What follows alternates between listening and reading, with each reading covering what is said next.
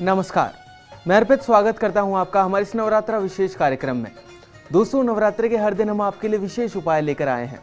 आज आखिरी दिन भी जानकारी देने की पूरी कोशिश करेंगे आपको। तो चलिए, कैसे आप नवरात्रा समापन पर कन्या पूजन करें वो जानेंगे आज। प्यारा सजा है तेरा द्वार भवानी, प्यारा सजा है तेरा द्वार भवानी, बड़ा न्यारा सजा है तेरा द्वार भवानी, न्यारा सजा है तेरा द्वार भवानी। दर्शकों, नवरात्रा के समापन का दिन है। लोग अष्टमी और नवमी को कन्या पूजन करते हैं, यानी 9 दिन तक जो आपने माँ को घर में स्थापित किया, पूजा की। तो दर्शकों, आखिरी दिन भी छोटी छोटी कन्याओं को भोजन कराकर हवन और कुछ उपाय किए जाएं तो माता खुश होकर जाती है और आपकी 9 दिनों की पूजा जो है वो सफल हो जाती है। ये उपाय, कन्या पूजन विधि और ये सब बताने के लिए आज हमारे साथ मौजूद हैं ज्योतिष आचार्य पंडित मुकेश शास्त्री जी। पंडित जी, आपका बहुत बहुत स्वागत है हमारे स्टूडियो में। बोल अम्बे मात की जय। दोस्तों, कन्या पूजन के दिन किए जाने वाले उपायों की बात करेंगे, लेकिन उससे पहले कन्या पूजन कैसे करना है, चलिए जान लेते हैं पंडित जी से। जय अम्बे। फर्स्ट इंडिया न्यूज़ के सभी दर्शकों के ऊपर माँ सरस्वती, माँ लक्ष्मी, माँ काली का, माँ बगलामुखी का आशीर्वाद और कृपा दृष्टि हमेशा बनी रहे। आप सभी का कल्याण हो। दोस्तों, नवरात्र का जो महापर्व है अंतिम पड़ाव पे पहुंच चुका है। समापन का दिन आ चुका है। आज हम बात कर रहे हैं कि नवरात्रा पर्व का समापन कैसे करें। अष्टमी और नवमी के दिन किए जाने वाले कन्या पूजन की सही विधि क्या है। तो आइए सबसे पहले जान लेते हैं कि नवरात्र की अष्टमी पूजन कर व्रत को खोले या नवमी पूजन करके नवमी को व्रत खोले। अक्सर ये प्रश्न उठता है कि हमें अष्टमी पूजनी चाहिए या नवमी पूजनी चाहिए। वैसे तो अष्टमी और नवमी इन दोनों दिनों की महत्वता जो है वो दुर्गा सप्तशती में बताई गई है विधान से। अष्टमी पूजन करें या नवमी पूजन, ये आपके कुल की परंपरा के अनुसार तय किया जाता है। देवी भागवत के अनुसार बेटी वाले परिवार में या पुत्र की चाह रखने वाले परिवार को नवमी में व्रत खोलना चाहिए। नवरात्र पर्व के अष्टमी तिथि को महागौरी की पूजा का विधान है। देवी दुर्गा के जो 9 रूप में जो हैं उसमें महागौरी जो है वो 8वीं शक्ति स्वरूपा है और दुर्गा पूजा के 8वें दिन महागौरी की पूजा अर्चना की जाती है। महागौरी जो है वो आदि शक्ति है। महागौरी के तेज से संपूर्ण विश्व जो है वो प्रकाशमान होता है। शक्ति जो है वो अमोघ फलदायिनी मानी गई है। माँ गौरी की आराधना से भक्तों के सभी कष्ट दूर हो जाते हैं और देवी का जो वो भक्त है वो जीवन में पवित्र और अक्षय पुण्यों का अधिकारी बनता है।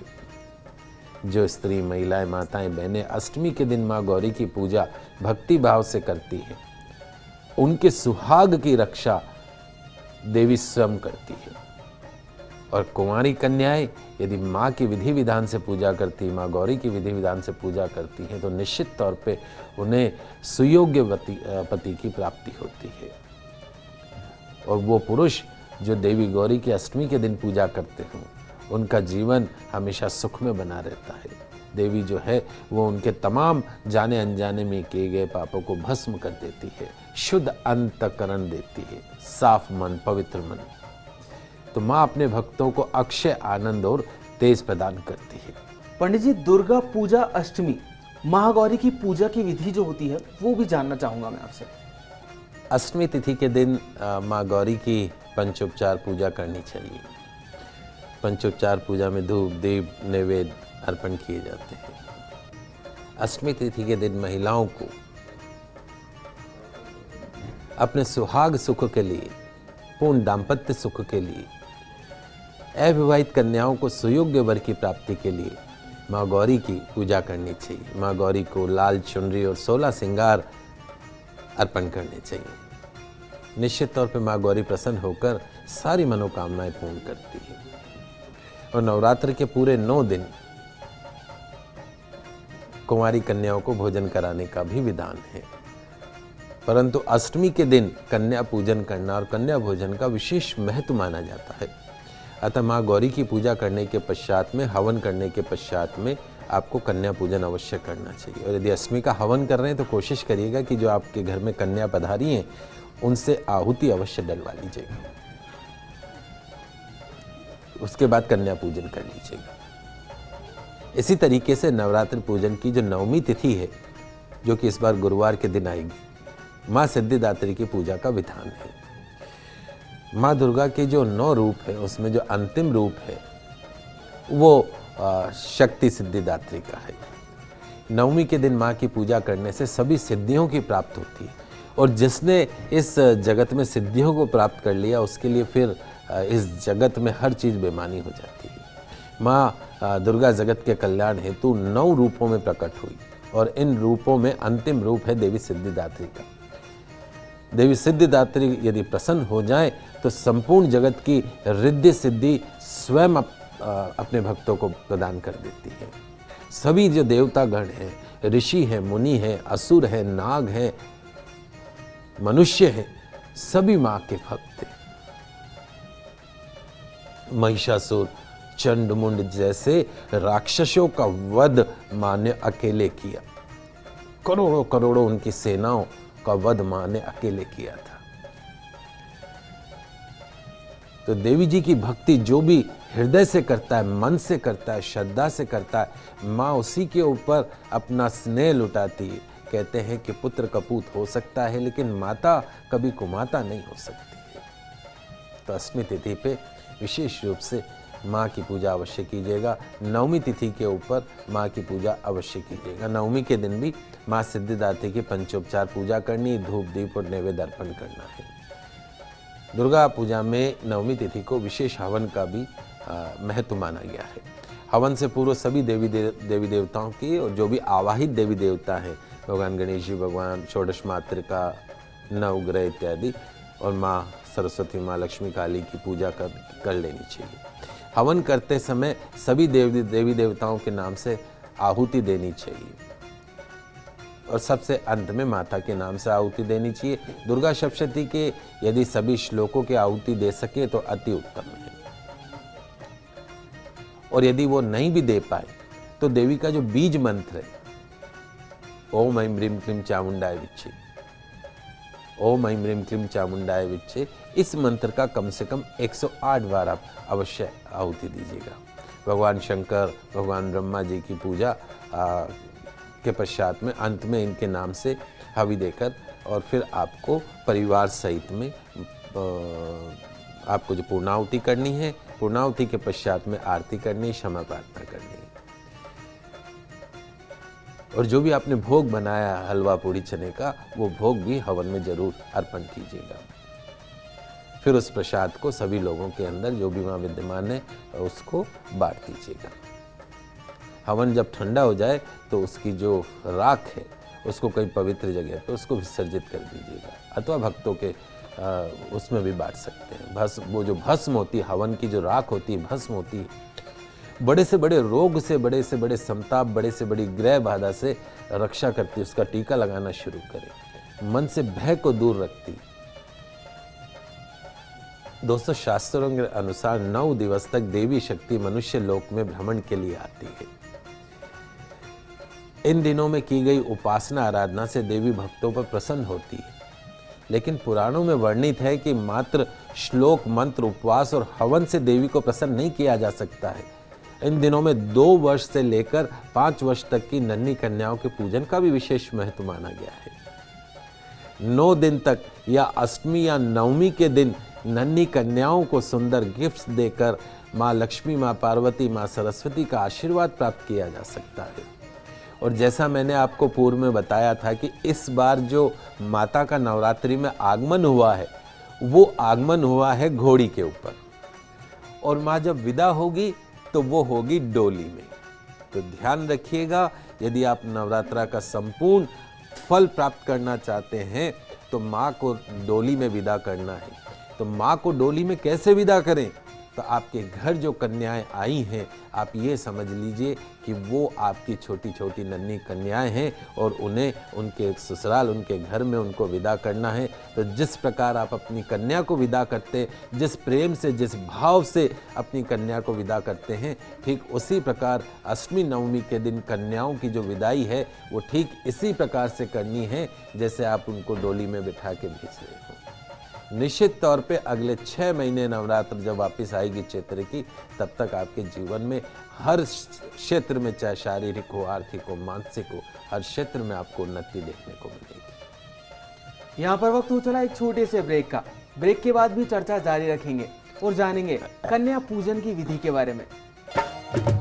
प्यारा सजा है तेरा द्वार भवानी, प्यारा सजा है तेरा द्वार भवानी, बड़ा न्यारा सजा है तेरा द्वार भवानी, न्यारा सजा है तेरा द्वार भवानी, प्यारा सजा है तेरा द्वार भवानी, प्यारा सजा है तेरा द्वार भवानी, बड़ा न्यारा सजा है तेरा द्वार भवानी, न्यारा सजा है तेरा द्वार भवानी।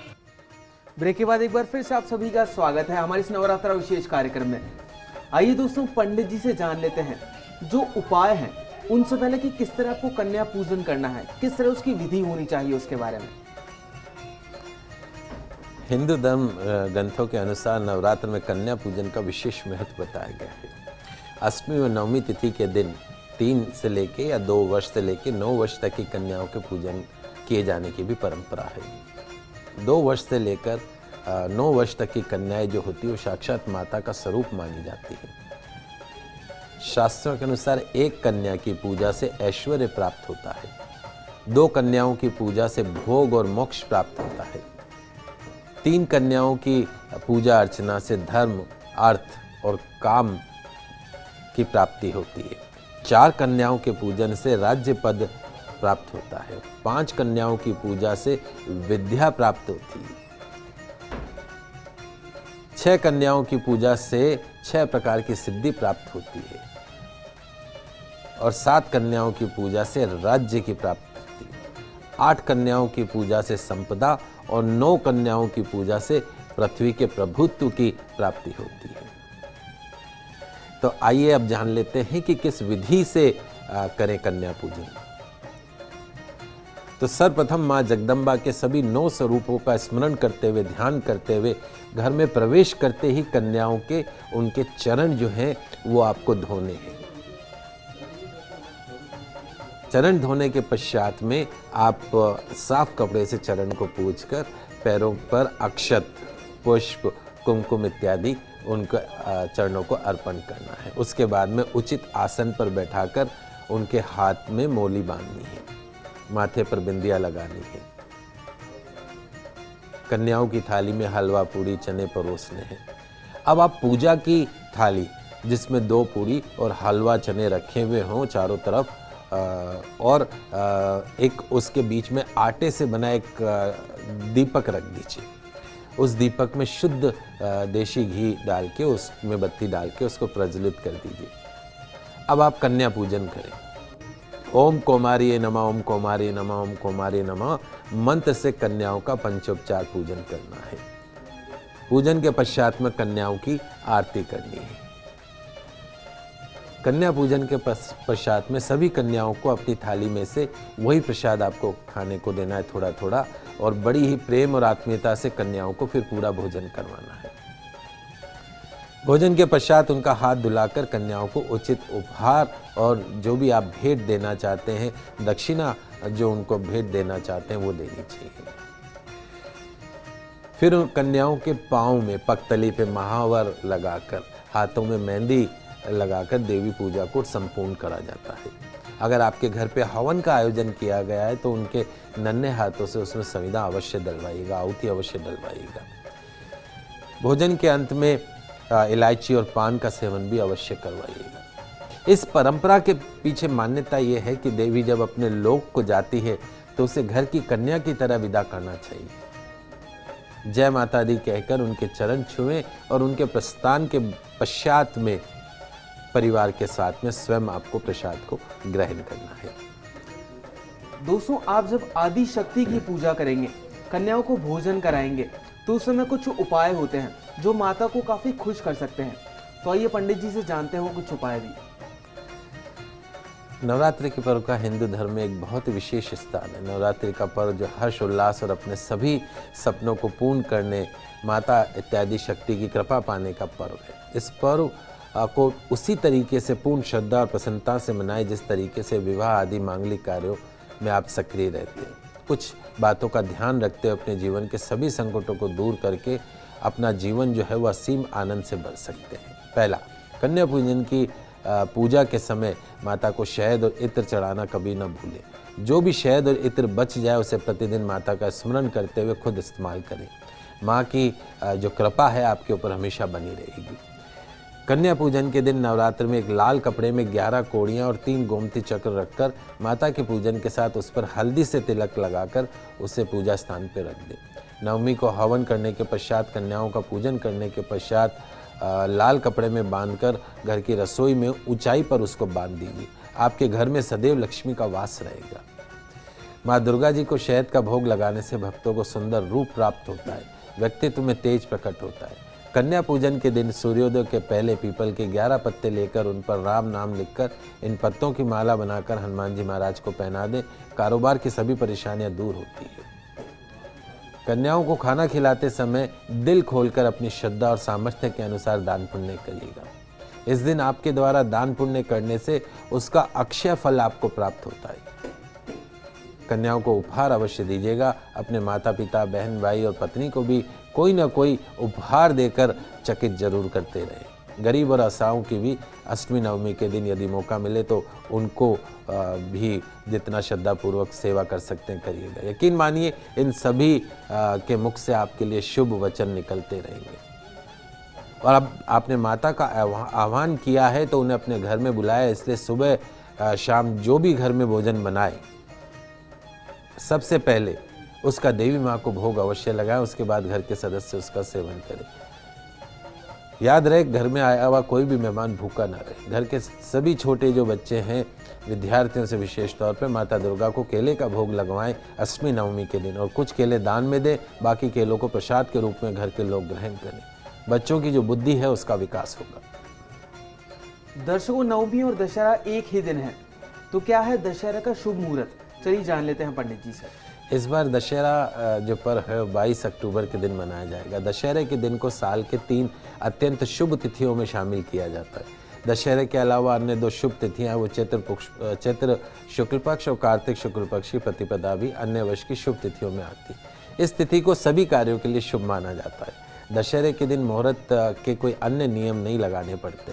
पूरा दिन जो है वह अबूझ माना जाता है। नए कार्य प्रारंभ करने के लिए प्रयोग किया जा सकता है। खरीदारी करना बहुत शुभ माना जाता है। सोने चांदी वाहन की खरीदारी दशहरे के दिन करना बहुत शुभ माना जाता है। पूरे दिन मुहूर्त रहते हैं, इसलिए इस दिन सभी बड़े कार्यों को बड़ी सरलता से आप कर सकते हैं। संक्षेप में कहूँ तो ये एक ऐसा मुहूर्त वाला दिन है जिस दिन बिना मुहूर्त देखे कोई भी नए कार्य की शुरुआत की जा सकती है। ध्यान रखिएगा, दशहरे के दिन शमी के पेड़ की पूजा करने का विशेष रूप से विधान माना गया है। इस दिन पेड़ों के पूजन का दिन भी कहा जाता है। इस दिन पेड़ों का पूजन करने के पीछे एक छोटा सा कारण भी है। कहा जाता है कि महाभारत के अनुसार पांडु पुत्रों ने अज्ञातवास में छुपने से पहले उस दिन शमी के पेड़ में अपने अस्त्र शस्त्र छुपाए थे। इसके बाद पूरे वर्षों के पश्चात विराट देश में छुपकर रहे और उसके बाद उन्हें अपने लक्ष्य की प्राप्ति हुई। दशहरा अत्यंत शुभ तिथियों में से एक है, अबूझ मुहूर्त है। नए व्यापार की शुरुआत कर सकते हैं, नए कार्य की शुरुआत कर सकते हैं। वाहन, इलेक्ट्रॉनिक्स आइटम, स्वर्ण आभूषण इत्यादि खरीदना बहुत शुभ माना जाता है। नीलकंठ भगवान के दर्शन करना मत भूलिएगा। दशहरा का जो समय है वो शाम का समय विजय काल कहलाता है। संध्या के समय बाहर सैर सपाटे की बजाय इस समय 1-2 घंटे जप ध्यान करना चाहिए। दशहरे की संध्या को देवी का जो सुमिरन करना चाहिए, मंत्र चूंकि नवरात्रि खत्म हो चुकी है, ओम अपराजिताय नमः, ओम अपराजिताय नमः, इस मंत्र का यदि 1-2 घंटे दशहरे के संध्या के समय यदि जाप कर सके तो निश्चित तौर पर विजय आपके चरणों को हमेशा छूती रहती है। दोस्तों, हम सभी आशा करते हैं कि नवरात्रा आपके लिए मंगलमय रही होगी। आपको हमारा यह कार्यक्रम पसंद आया होगा। पंडित जी, हमारे स्टूडियो में आने के लिए और दर्शकों को इतनी सारी जानकारी देने के लिए आपका बहुत बहुत शुक्रिया। नवरात्रा का ये पवित्र त्यौहार आपके जीवन में हमेशा खुशियाँ लेके आए, आपके घर में हमेशा धन की वृद्धि हो, अन्न की वृद्धि हो, घर में मांगलिक कार्य हो, यही माता रानी से मैं आप सभी दर्शकों के लिए प्रार्थना करता हूँ। जयकारा शेरावाली का बोल, साचे दरबार की जय। दोस्तों, खुश रहिए और अपना ख्याल रखिए। नमस्कार।